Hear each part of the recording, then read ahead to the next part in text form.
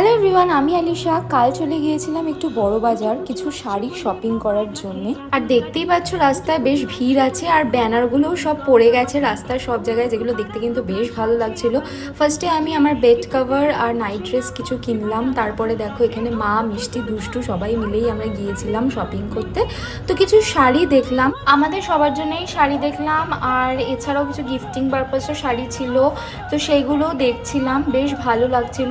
আর এবছর কি কি ট্রেন্ডি শাড়ি উঠেছে পুজোয় সেগুলো যদি জানতে হয় বা দেখতে হয় তাহলে কিন্তু আমার বড় ব্লগটা, যেটা অলরেডি চ্যানেলে দেওয়া আছে, সেটা গিয়ে তোমাদের দেখতেই হবে।